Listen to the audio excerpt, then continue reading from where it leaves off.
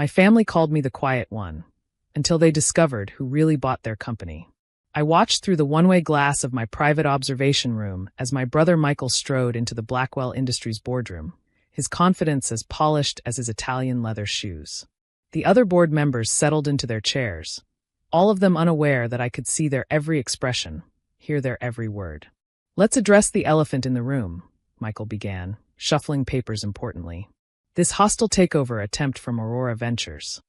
I smiled, remembering last Thanksgiving when he'd loudly proclaimed that I was too shy and too soft for the business world. "Emily's better suited for library work," he'd said, patting my head like I was still 12. "Leave the real business to those who can handle it."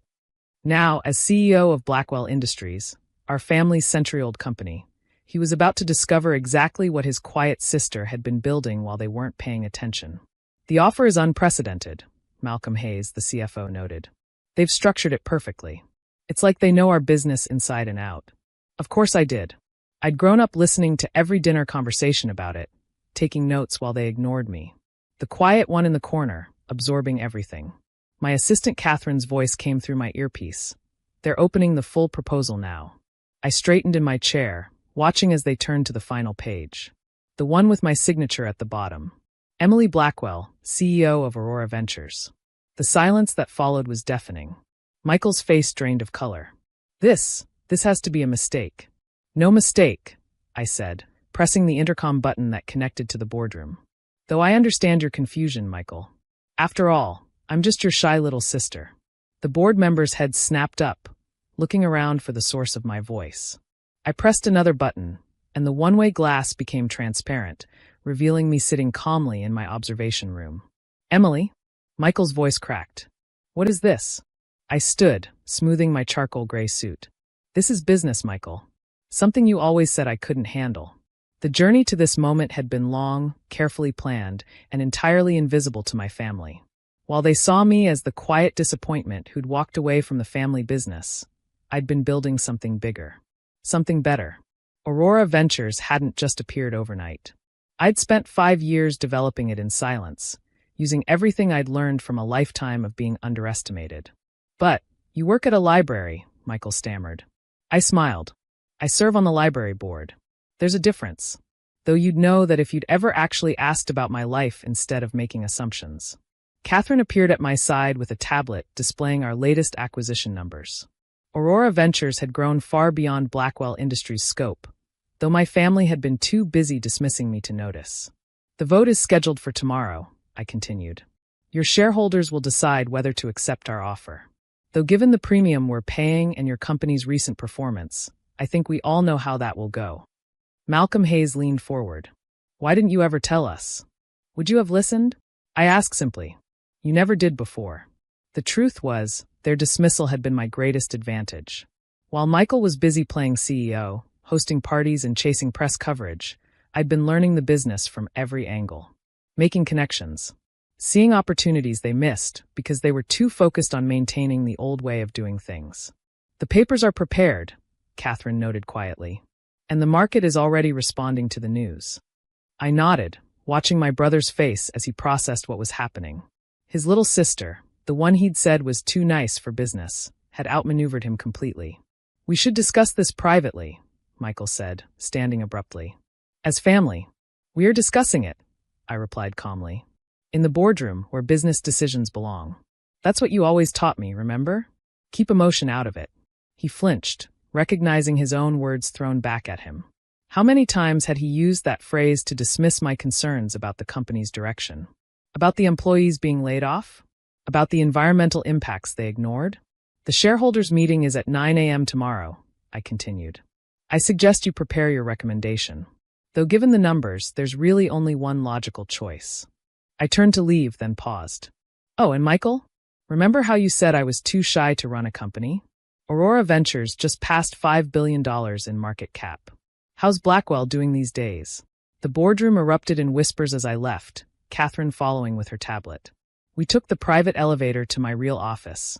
Not the observation room, but the entire top floor of the building across the street. The one with a perfect view of the Blackwell Industries headquarters.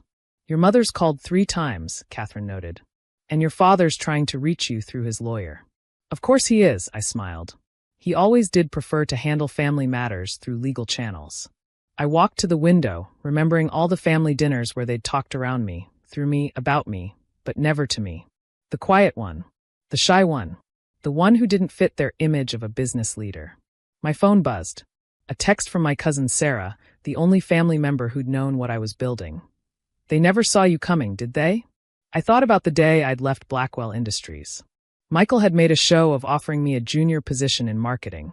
Something low pressure, suitable for your personality. He'd meant it as a kindness, which somehow made it worse. Instead, I'd walked away and started building Aurora Ventures. Every lesson they'd taught me about what not to do, every opportunity they'd missed because of pride or tradition, every innovative idea they'd dismissed. It all became the foundation of something new. My computer chimed. The market had closed for the day, and Blackwell's stock had jumped 30% on news of our offer. The shareholders would be delighted. The board would have no choice but to recommend acceptance. Catherine appeared with the evening briefing. Your brothers called an emergency family meeting at your parents' house. Should I prepare a response? I shook my head. Let them talk. Tomorrow they'll have to listen. The next morning, I arrived early at the Blackwell Industries shareholders meeting. The auditorium was already filling with investors eager to witness what the business press was calling the surprise acquisition of the year. Michael spotted me as I took my seat in the front row. He looked like he hadn't slept, his usual polish dimmed by the reality of what was happening. Emily, he started, approaching my seat. We need to talk about this. We're family. Funny, I replied, not looking up from my papers. You never wanted to talk business with me before. Why start now? He flinched. I know I underestimated you. We all did. But this is aggressive. This isn't you. Finally, I met his gaze. That's exactly the problem, Michael. You never knew who I really was. You saw what you expected to see. The quiet one, the shy one, the one who needed to be protected from the harsh realities of business. I was trying to help. No, I said firmly. You were trying to control, to maintain your image of who I should be. Never once did you ask who I wanted to be. The shareholders were filing in now, many of them nodding respectfully in my direction. They'd done their research overnight, discovered that the quiet Blackwell sister had built something remarkable while her family wasn't looking. The vote's going to go through, I told him quietly. You know that. The premium we're offering is too good to refuse, and your last 3 quarters have been disappointing. The only question is whether you'll fight it and lose, or accept it gracefully. He straightened his tie, a nervous habit from childhood. And what happens then? To the company? To me. The company will be integrated into Aurora Ventures operations. We'll maintain the Blackwell name for now. It still has value in certain markets. As for you, I paused, considering. That depends on whether you're ready to learn some new ways of doing things. The meeting began before he could respond. I watched from my seat as he presented the board's recommendation, a carefully worded statement that essentially admitted defeat without quite saying it. The vote was quick and decisive. By lunchtime, Blackwell Industries was a subsidiary of Aurora Ventures, and my family's dynamic had shifted forever. My parents arrived as the shareholders were leaving. Mother looked like she'd been crying. Father wore his courtroom face, the stern expression he used when preparing to argue a difficult case. How could you do this? Mother demanded. Your own family? I learned from family, I replied calmly.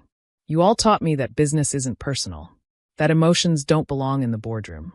That's what you meant, isn't it? Father stepped forward. Emily, be reasonable. We can discuss this. We're discussing it. In fact, we're finished discussing it. The vote's done, the papers are signed. Blackwell Industries is now part of Aurora Ventures. And what do you plan to do with our company? He asked, his lawyer's instincts taking over. Fix it, I said simply. Modernize it.